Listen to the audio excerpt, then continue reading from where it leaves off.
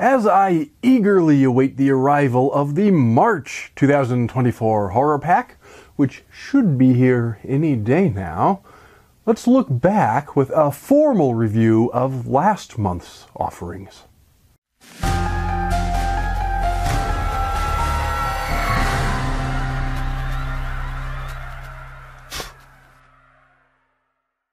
As y'all know, HorrorPack is the monthly horror movie subscription service. Until this year, I've been reviewing them in mass review videos twice a year, reviewing 6 months worth at a time. But now, for a variety of reasons, I've switched over to a monthly model, and it seems to be working reasonably well so far. As such, we're going to continue, and I'm going to review what I received in my February 2024 HorrorPack. As always, do be sure to check down in the What's It, where you can find links where you can purchase any of these films if any of them catch your interest. While you're at it, be sure to like, comment, share, subscribe, ring that notification bell, and do all those things that feed the evil algorithm that apparently seems to not like me nearly as much as it ought to, so any help is very much appreciated. But without further ado, let's get right to the movies. I actually got 5 movies this month instead of the usual 4, and the first was labeled as a gift from HorrorPack. Appropriately enough, it was this movie called The Gift. It follows a young couple, Simon and Robin. Things are going well for them. Simon's career is taking off. They've got the kind of house I would do the kinds of things that talking about would get me kicked off YouTube just to live in, and they're trying for their first child. Real American dream kind of stuff. But one day, Simon runs into Gordo, who he used to know back in high school. They invite Gordo for dinner, and this old acquaintance seems like a pretty weird guy who begins to seem just, let's say, a bit too obsessed with our lead couple. I'm not going to spoil anything. In fact, I won't be spoiling anything in any of these reviews. But I will say that as things move along, it's revealed that Simon may have had a more fraught relationship with Gordo in the past, and may be keeping some secrets. It's a real slow burn of a horror movie, but I mean that in the good way. I've always said that I like a good slow burn, and I do, but recently, as I've been reviewing movies, I seem to have frequently pointed out that I like a slow burn in the context of explaining why a particular slow burn didn't work for me. Well, I'm happy this time to say that it really did work for me, because the film is engaging the whole way through, even when nothing particularly frightening is happening. There's just enough of a sense that something is wrong to pique our interest, and the characters are well written and well performed enough to keep us watching. All 3 of the lead actors are great in their respective roles: Jason Bateman, Rebecca Hall, and Joel Edgerton, which is perhaps all the more impressive because Edgerton also wrote, directed, and produced the film. I will admit that those of us who spend as much time watching horror movies as I do have probably seen similar plot lines before, but even at that, it manages to feel fresh and intriguing, because even if we have seen some of the directions it could go, even if we have seen perhaps all of the directions it seems like it could go, it keeps us uncertain which direction it actually will go, if that makes any sense. Arguably, it's more of a thriller than a true horror movie, although again, that's a subtle distinction about which I still intend to get around to making a full video one of these days. But whichever side of that line you want to put it on, horror or thriller, it's a pretty good movie. Of course, we also have to find some way to talk about the ending, both because I generally think that's where most horror movies, even the otherwise good ones, tend to fall apart, and because I think this particular ending bears some commentary. When I looked up what other reviewers had said about this movie, just to get a sense of whether I agreed with the consensus or not, I found that most critics, both professional critics and audience reviewers, tended to agree with me that it's a good movie. But what negative reviews I did find often singled out the ending as the thing that those reviewers thought spoiled the movie. I don't agree. I actually think the ending was great and the kind of thing that this kind of movie really needed. It takes a bit of a twist that I won't spoil it, except to say that it does genuinely bring everything to a true climax. It doesn't just peter out, but it graduates from slow burn into a particular moment of true horror at the climax of the film. And because the theme of the film has a lot to do with issues of not knowing who to trust or who to blame, and what happened in the past and how that affects the present and all of those kinds of things, I won't say what the ending is, but I will say that it does a good job of pulling in and pulling together all of those issues and ratcheting up and complicating those very issues.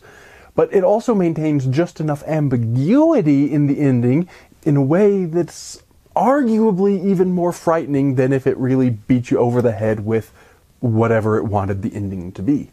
This one was a worthy gift indeed, and I'm going to give this one a very respectable A- grade. I can't point out any particular flaws that keep it from a perfect A+ score, really, but I just like to be a little bit stingy with those kinds of grades and reserve my highest possible ratings for the absolute rarest and most transcendent of films, which this one isn't quite, but that's not a criticism because it's still a very good film. Next up is Crimes of the Future, David Cronenberg's 2022 offering. Cronenberg, of course, gave us some truly great and classic movies, generally tending toward the weird side of things, so I was pretty excited to dig in and see what kinds of weird we were going to see here. I mean, there's a picture on the back cover of a guy with mouth and eyes sewn shut and some extra ears attached to his head, so I think that gives us some idea of what we're in for. In terms of plot, it's a bit difficult to explain. In true Cronenberg fashion, you really need to see it to fully grasp even what this film is about. But to poke around the edges a bit with a description of the plot, it has to do with a near future in which humans are developing new genetic mutations, and some people are growing new organs, and people are losing the ability to feel pain. There's a new organ registry bureaucracy to track such things, and the film focuses partly on them, but even more specifically, it focuses on a mysterious performance artist who has public surgeries to remove these extraneous organs as a part of what he's calling his artwork. It's also quite difficult to know how to review this one because I don't think one can make too many objective statements about it. There's some element of subjectivity to any review, of course, but I try to at least consider first, when I'm setting out to review a film, some basic objective or at least semi-objective qualities at the very beginning. Which is why I can look at some films and say they're brilliant in some respect, even if I didn't personally like them, or vice versa. Skinamarink was a great example of that. I understood what the director was trying to do, and I think he did it at arguably a near genius level, but I also think the film is unwatchably bad as a feature-length film that you try to sit through as an audience member. Crimes of the Future doesn't go to quite those extremes, for the positive or the negative, but I do think it's going to be one of those where your experience is going to depend entirely on your point of view, rather than any of the objective factors about the film. To get just a couple of those objective things out of the way right at the start, though, I can say without too much fear of contradiction that, on the positive side, Crimes of the Future puts Cronenberg's weird vision on full display in a way that is a marvel to look at. The special effects may not be the best of any Cronenberg film, but certainly very good. It's visually impressive. I won't call it beautiful, because it's not, but it's ugly in a masterful and artistic way. And on the negative side, similarly without much fear of contradiction, I'll point out that Kristen Stewart simply cannot act. In fact, her first scene in the film was so bad I was afraid it would ruin the whole thing, but she actually, despite having her name on the cover, doesn't show up so much, so her scenes are mercifully brief. Beyond that, we're entirely in the world of the subjective, and my own difficulty in reviewing this movie seems to be mirrored by other reviewers when I checked around to see what other people were saying. On Rotten Tomatoes, the critics, the professional critics, overall liked it, and audiences overall did not. There are times in which I agree with either of those groups for my own perspective, but in general, I think the audiences are a more reliable metric than the professional critics. A movie like this could be the exception, because one might expect critics to be more likely to engage with something that dares to be weird and tends toward the cerebral rather than what we might call mere straightforward entertainment. The trouble is, while there are certainly some cerebral ideas in this film, it does a much better job of raising some of those issues than it does of actually exploring them in any meaningful way. Which isn't to say that I want a film to be preachy and didactic, but I'd like it to at least explore the weird ideas rather than simply watch them play out in the lives of characters with whom I struggle to find any meaningful connection. I don't want it to preach at me, in other words, but I do want it to have some real depth to it. It may leave the issues open to personal opinion or interpretation, but I would like it to, well, as I said, I would like it to explore the ideas. The idea of mutations, of surgery replacing sex, as one character suggests in a line of dialogue, of surgery becoming public performance. All of these are fascinating ideas and relevant as we embark upon the 21st century, and these ideas are also going to necessitate, as we try to review the film, comparisons both to Cronenberg's own Crash and to the more lighthearted, if still quite dark, Repo the Genetic Opera. The trouble is, both of those films, as different as they are, end up being superior to this one, albeit in very different ways. That doesn't mean it's terrible or even bad. Hardcore Cronenberg fans will assuredly find a lot to like in this movie, but I think those Cronenberg fans are probably its only real audience, because it never develops its cerebral themes enough to appeal to the intelligentsia. Indeed, it kind of just ends without really having much resolution at all. And on the other hand, it's far too strange and gory, bordering even on the pornographic, to appeal to the folks who just want to escape into a couple hours of cinematic fun. I'll give this one a grade of C. It's one I think most viewers of this channel ought to watch, if for no other reason than just to get it under your belt, but I don't think it's going to be anyone's new favorite. Next up is Wyrmwood Apocalypse, an Australian zombie movie with some shades of Mad Max layered over the top of the zombie storyline. It involves a soldier named Reese, but he's not just fighting zombies, although he is. He's also running missions for a sort of research program in a world where human-zombie hybrids can be brought under partial control using pharmaceutical inventions, or the consumption of blood brings them under a certain degree of control, or at least sort of tames them. And they're also viewed, at least by some people, as essential to finding a potential cure to the zombie virus. The real meat of the story takes off when Reese captures one of these hybrids, a hybrid girl, and he's about to deliver her to the research program. But when he realizes they're going to kill her, he decides to go rogue, attacks his superior officers, and what follows is a bloody and energetic zombie action movie. It took me a little while to really get immersed in the world of this film and to truly understand what was going on.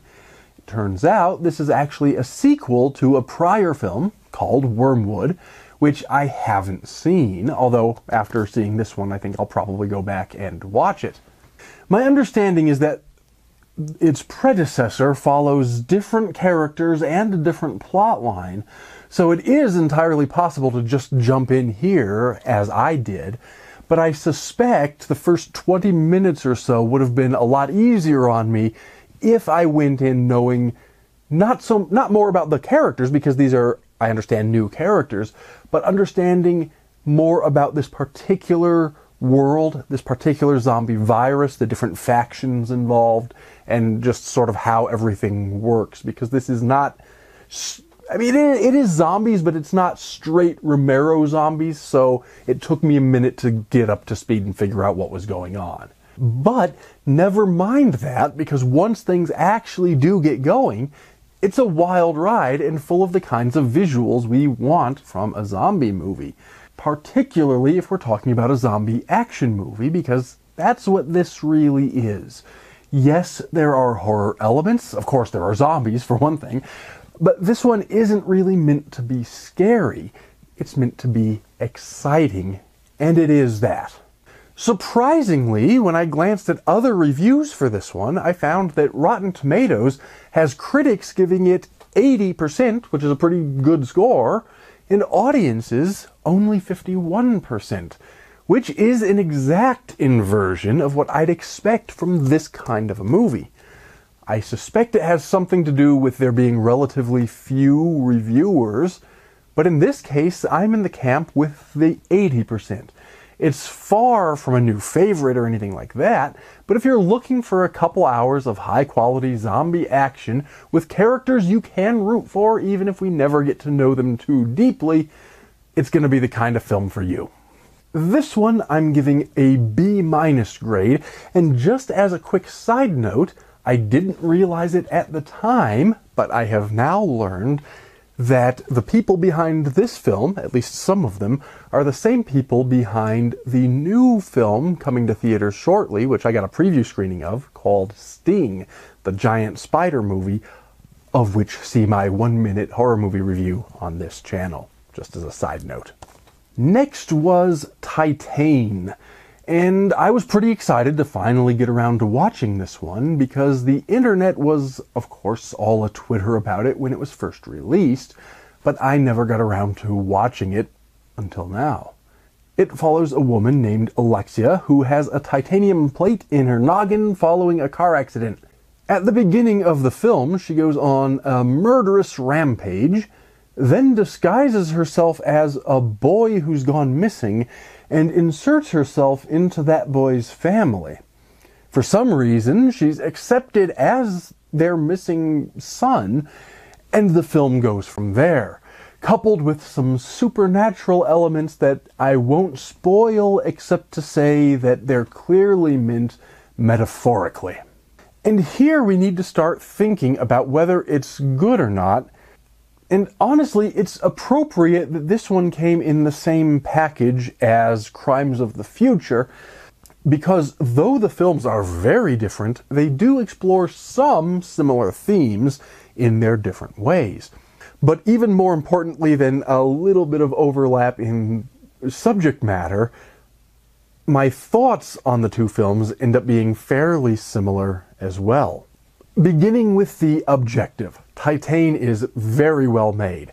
And like the Cronenberg, we can't call it beautiful, but we can say that it's intentionally and artfully ugly. In fact, it often revels in its own repulsiveness. Whether it does so to great artistic effect is questionable and will depend on one's own views, but I think it generally does make the points it's trying to make. Whether we agree with those points is a whole other matter, and I'm not even going to try to get into that. The problem with this film is that it's self-indulgently incoherent. The entire plot is based upon overt absurdities, and yet, even while one doesn't want to get sucked down that particular rabbit hole, even as one is sitting there watching the movie thinking this is absurd, one can't look away. The characters, pretty much all of them, are at least some degree of abhorrent, the visuals are disturbing, and the plot is ludicrous at best. But if you interpret the characters as recognizing the absurdity of their own situation, rather than reading them as implausibly stupid, it seems to actually have something to say. But that it has something to say doesn't mean it actually succeeds entirely in saying it. It's a controversial film, and I think a lot of people find themselves in the same sort of situation I'm in, where it was engaging to watch throughout. The time flew by. It was not boring by any stretch of the imagination. It is well made, but I also can't quite say that I liked it. So I'm going to give this one a C as well. I do think perhaps it's actually a bit better than Crimes of the Future was, barely so, but not enough to merit a different letter grade. And my thoughts in summation are actually pretty much the same. It's the kind of film I recommend people ought to see, if for no other reason than just to see it, because it is so very different from what we usually encounter. But I also warn you that a lot of people, probably most people, though they may want to see it and though they may find it engaging, may not actually like it. Finally, we have the HorrorPack exclusive for this month, exclusive number 92, which was this film called Rave, also known as Svartklubb in the original Swedish, if you will forgive me for butchering a language that I do not speak. This one is about some kids who go to an illegal rave to do the kinds of things kids do at such events. Or so I'm told, at least, because I really have no frame of reference for such things, as I never had a desire to attend that kind of function, even in my youth. Anyway, putting that aside, although perhaps my lack of experience there could color my experience of the film, moving forward, as these kids are doing their thing, they suddenly start dropping like flies, either dead or unconscious, and oozing a mysterious dark fluid that's also seen flowing from various holes and cracks in the building itself. This mysterious infectious agent begins to spread, and its victims become what I guess we can call pseudo-zombies, further spreading the disease as they wander through the halls of this abandoned warehouse in which they're holding their rave. It's a plot that I like, and the mysterious illness as metaphor, clear metaphor I think, for drug abuse and moral degradation, is not lost on me, and I think that's a worthy metaphor for a horror film. However, I think it fails a little bit on a technical level. It's not that it's poorly made exactly, it's not. It's well shot and well performed, especially for what fundamentally amounts to a low-budget feature, but one finds the characters perhaps a bit too one-dimensional to ever get really attached to any of them, and worse, the film spends far too much of its runtime on long, drawn-out scenes that really do carry on a lot longer than they needed to in order to convey whatever information they were meant to convey. Scenes of kids dancing at the rave, for example, are necessary, of course, to establish what's going on, to establish that they're at the rave, they're dancing, they're doing their thing. But those scenes drag on, and I came to watch a horror movie rather than a dance party, and I think the film could have easily been either condensed into something a lot tighter, or, perhaps better yet, could have more effectively spent the same time that it does spend, but by establishing plot and character instead of dragging on scenes once the scene's message has been established. I'll give this one a C+. It's certainly not terrible. In fact, I think it may even be better than Crimes of the Future or Titane on some important levels, but at the same time, it's probably not as memorable as either of those. But that's on either the positive or negative levels. And so that concludes another month of horror movies from HorrorPack. I think my ratings of these might have been a bit lower than average, at least for me, but I think also a part of the reason for that is that some of these were films that dared to be different, and I have a lot of respect for that. They may not have been the greatest successes, at least for me, but neither were they complete failures. I did not dislike any of these movies. If I were going back to my old method of sorting the films into 3 categories of near perfect great films, liked it, good films, or didn't like it, none of these would be in my lower category. These would all be in either my middle or top categories. And a lot of that has to do with the fact that some of these films did take a chance on something that's unlike anything we've seen before.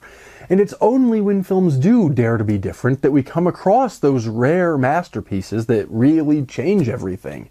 I may not think these happen to have been those masterpieces, but I would still want to encourage people to keep making these kinds of films because these are not terrible, and somewhere, some filmmaker is going to make the thing that nobody even thought we wanted to see, but it's the film we need to see. Anyway, as we come to the end of our time together, let me just remind you, as always, to do all the YouTube things. Don't forget, you can get autographed copies of my books at polymathpress.com.